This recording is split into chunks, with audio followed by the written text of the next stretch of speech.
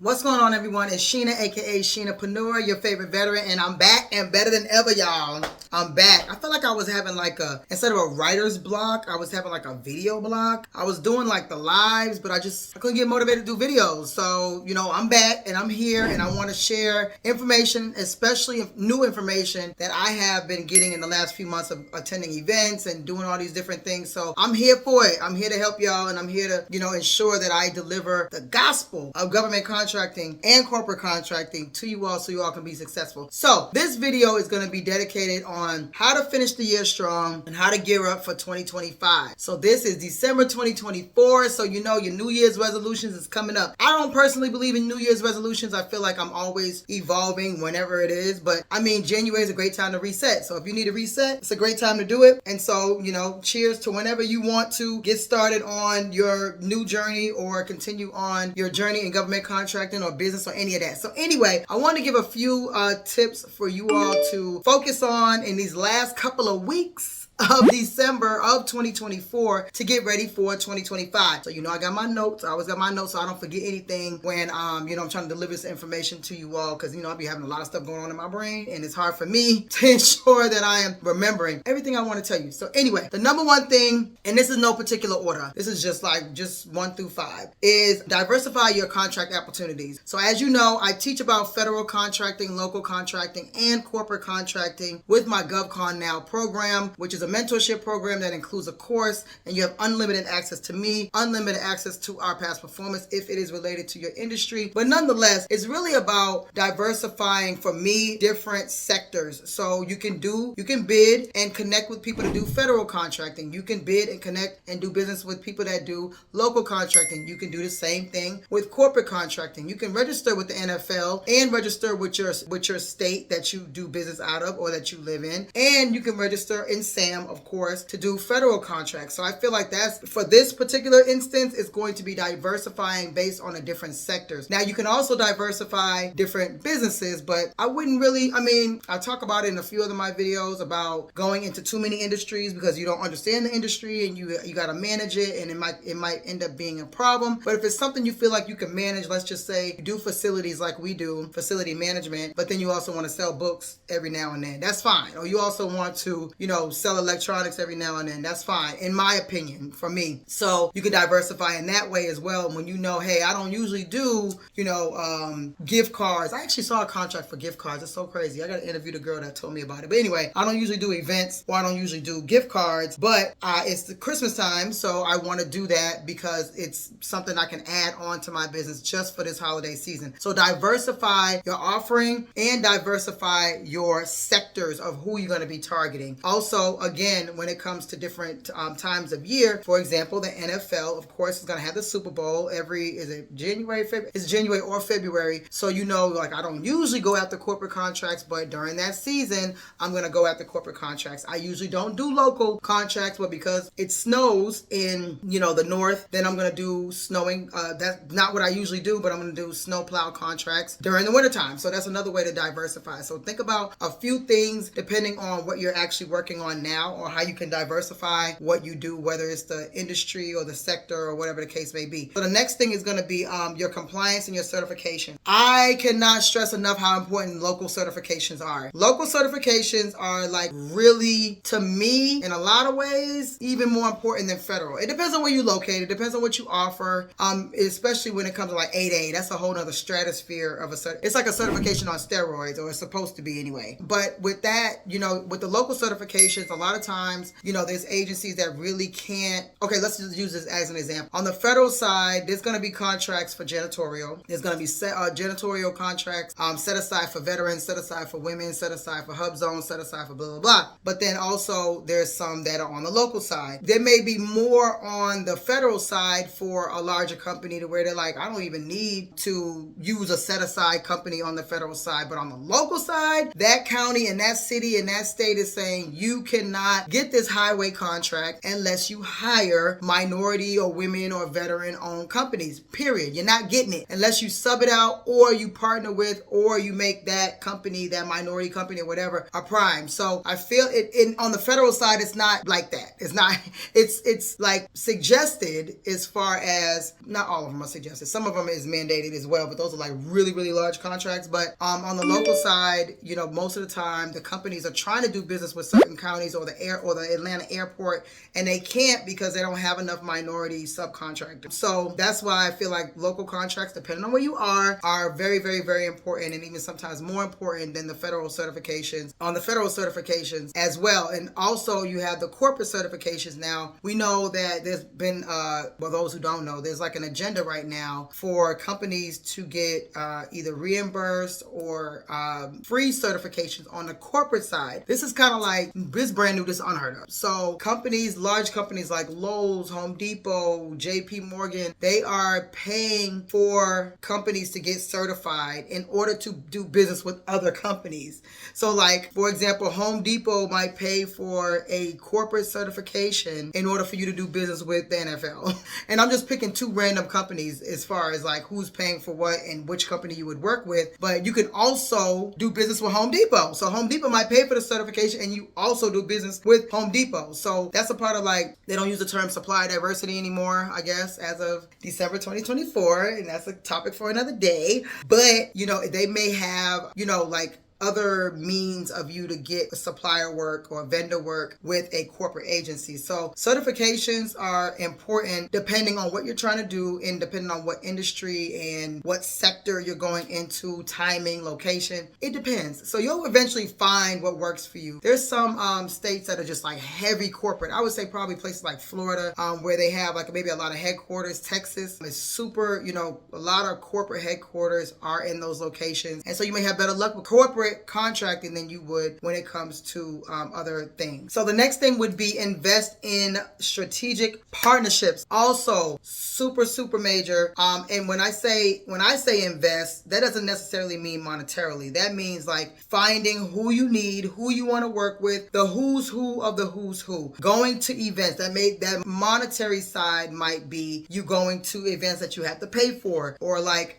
galas, or going golfing, or any other place that an agency decision maker may want to go. So you invest in the strategic partnerships in order to get contracts, like without you really having to bid or just go in blindly or just hope for the best. If you're building a relationship with a large construction company that does federal, local, and corporate contracting already, like a Gilbane or something like that, and you do a good job with them, then you're going to automatically be a part of their funnel. They're going to give a lot of work to you based on your location. You want to build partnerships that make sense for what you do and what you're trying to do. And it may just be that you're in the construction industry, but you want to start teaching about it. And so now you're going to build strategic relationships with institutes of higher education or other people who will have a platform like me, where you want to just kind of get the word out about what you're trying to teach people. Like, for example, with Day that does DLA, and I interviewed him. He wants to teach about, you know, what he learned with DLA. And so now, you know, his main premise was to go on platforms in order to share the information that he wants to teach. So things like that, where you have a strategic partnership, you're not just like, I'll meet with you. It gets real old real quick. So, you know, make sure, especially when it comes to events as well, like strategic partnership events as well, where you're going to a government contracting conference or summit. You're going to a summit or conference that's related to your specific industry. Now, I'm in facilities. Do I need to go to a conference based on like pharmaceuticals, not even facilities, but just the actual drugs themselves?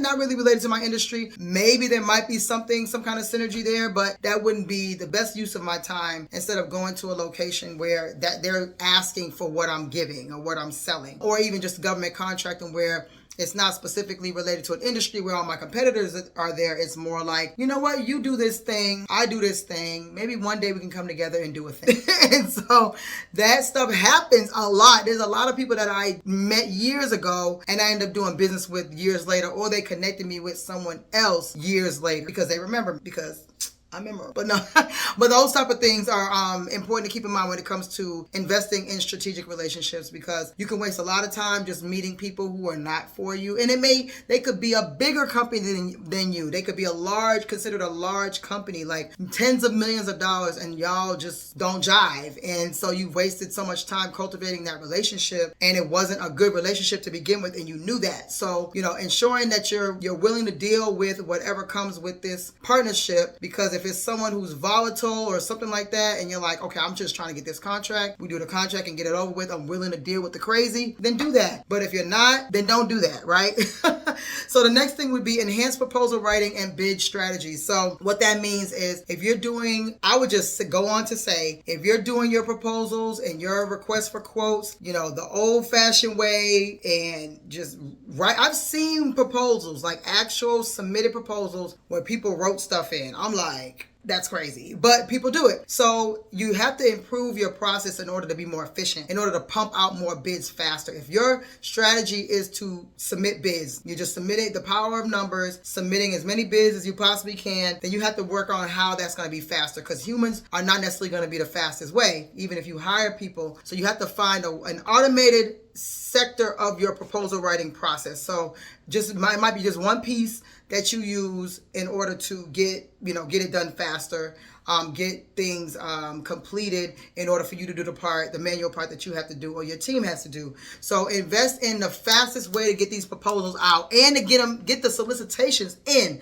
because some people spend all day on sam.gov or any other website looking for solicitations. Why? I don't look for no solicitations unless it's like something that pops into my mind, or if I'm doing it for Weird Contract Wednesday or something like that. But unless it's something I really, really want to look up, I don't spend all day just trying to see what's out there. I got bid delivery services. Of course, I have a team anyway, but those things should be pretty easy to find and come to you, or you can set up alerts, so many different types of alerts with different services, like with instant markets and gov directions, you can set up alerts. So there's no need to be searching for that stuff all day. That's just one thing you should eliminate if you're already doing that. And if you say that you love doing it, I love searching for bids too, but it's not the best use of your time. You're a business owner who needs to have time to go on vacation and make more money. You don't have time to search for opportunities. And I know that's a soapbox moment, but I'm just saying that I just hear it so much that I had to make sure that I gave a tool in order to change that, because you don't have time. You don't have time. Okay, so the last thing is going to be leveraging technology and automation. Kind of talked about that on the last example that I just gave. And there's so many automation tools. Oh my God. There's so many now. You could just, there's like so many to where you don't know which one to use. ChatGPT is fantastic. I mean, it's going to have a little quirky, robotic sounding, sentences and paragraphs, but you can also tell it to not do that. You could say, sound more natural, sound more urban, sound more professional, take away filler words. It really does cater to, and the more you use it, of course, because I have it on all my devices, basically. My 2 laptops, my 3 phones, I have ChatGPT, so some results vary, but it's all, they learn you as you type in questions and talk about you and your business or whatever you're asking it. And so with that, you can use, and now ChatGPT does pictures. Literally just found out last week. I don't know how long they've been doing it. Just found out last week in December that they do pictures. I had no idea they did pictures now. But that can even help you with, whatever else. So you can use automation so easily to help you look through proposals, spit out, executive summaries, even spit out pricing. Like, I'm going to do a whole video on ChatGPT and how to automate, like how you can really use it for your proposals, like really, really use it for your proposals, because I had a video about it and that was like when it first started, but now you can do so much more with ChatGPT that it's like, you could almost get rid of all your workers and use ChatGPT. And then that's why it's so important to stay within the same industry, because then you just rinse and repeat. Just change the name of the agency and tweak whatever they're asking. And that's also something you could do. You could take the whole section that you got to actually write the proposal, like the technical summary or whatever, and then take another document and tell them to like pull from the new solicitation and then change the old verbiage, and then you just copy and paste that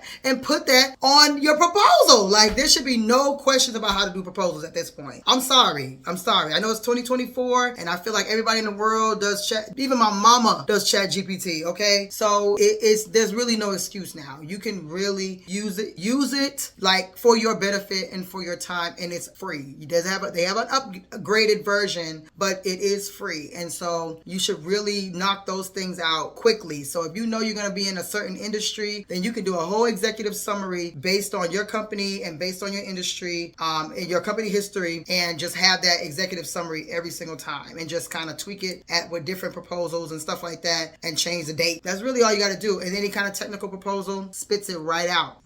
And I even sell a few of those. So if you go to my website, Sheenapreneur.com, you will find a couple of technical proposals for purchase if you don't want to even do all that. So just FYI, it's really, really important to get up on the automation because you're going to get left behind. I was in IT for 20 years as a service member and as a civilian and in the corporate side as well. I was a software engineer. But anyway, regardless of that, I know tech, right? So I can speak the language. I understand tech. I'm probably way more tech savvy than most people. But ChatGPT makes it so easy because you just type the question and it does everything else for you instead of it just coming from your brain or Google, because Google's going to have just all kind of just splattered on the wall. But ChatGPT, for example, because there's others, is going to give you a lot more than what you would originally come up with. Even if you copy a proposal, that proposal may not be the best one. And of course in my course GovCon now, I do give examples of awarded proposals, like actual awarded proposals that were awarded millions of dollars in different industries. Anyway.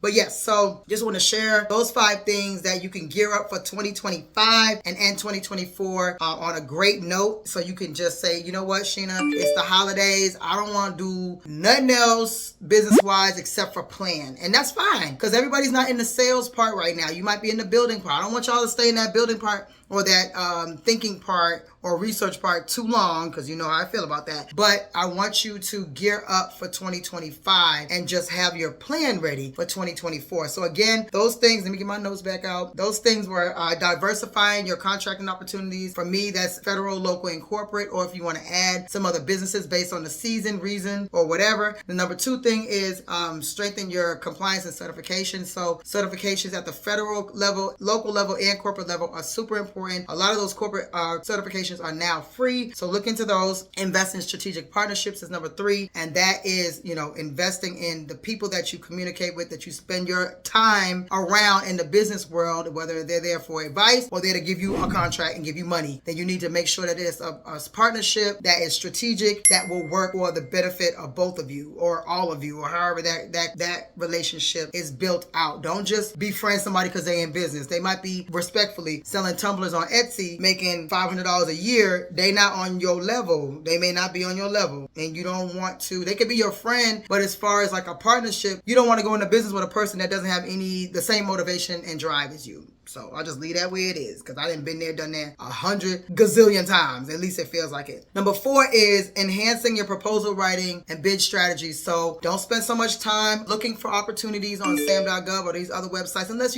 you have the time to kill, which most of us don't. But use bid delivery services. Have your team look up stuff, or the bid delivery services send the stuff to you. Just if you're in a specific industry, then you could just do a quick search of those things instead of just scrolling through. Takes up too much time. And then of course number 5 is technology and automation. ChatGPT, of course, they do pictures now, so you can, and they also can give you a lot more updated information than compared to when it first came out. And there's an upgraded version of it where you could pay for, and it gives you, I've heard it gives you a lot more detail and it makes it easier, but I ain't paying for it. So the free version works just fine for me, and it should work just fine for you. And you can have a lot of templates already set up because you're in a specific industry. You can have the technical writings, technical proposals written up. You can have whatever, even pricing you can get off ChatGPT. So just want to share those things. And I talked about my course a little bit earlier, but I teach about federal contracting, local contracting, corporate contracting. You have unlimited access to me, unlimited access to our past performance. If you are in our industry, I have a GovCon Moneymakers community that is 100% free, where we share information, ideas, and help each other out, and do meetups and all kind of neat stuff.